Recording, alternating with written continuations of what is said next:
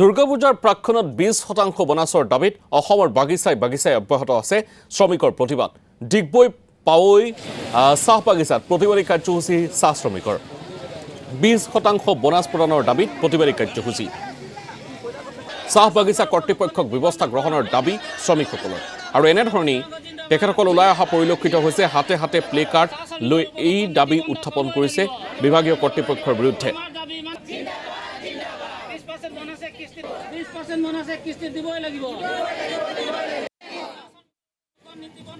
দুৰ্গা পূজাৰ সময়ত আমাৰ চাহ শ্ৰমিকসকলে যিটো 20% বনাছ তেওঁলোকে লাভ কৰে, সেই বনাছটো যাতে এক কিস্তিতে 15 দিনৰ ভিতৰত তেওঁলোকে দি আদায় কৰিব লাগে।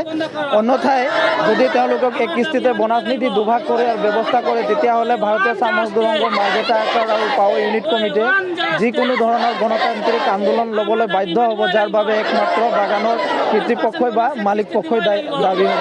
আমি ইয়াৰ মাধ্যমত আৰু এটা কথা জনাব বিচাৰোঁ যে প্ৰতি বছৰ অসমৰ বিভিন্ন চাহ বাগিচাতে বাগান লোকচানত চলিছে বুলি বনাছৰ সময় আহিলে 2 ভাগ বা 3 ভাগত বনাছটো দিয়া হয়। কিন্তু আমি কোনো এখন বাগিচাত দেখিব নোৱাৰোঁ যে বাগান যেতিয়া লাভত চলে তেতিয়া তাৰ 1 বা 2 অংশ শ্ৰমিকসকলক দিয়ে বুলি আমি কোনোদিন আজিলৈকে দেখিব পৰা নাই।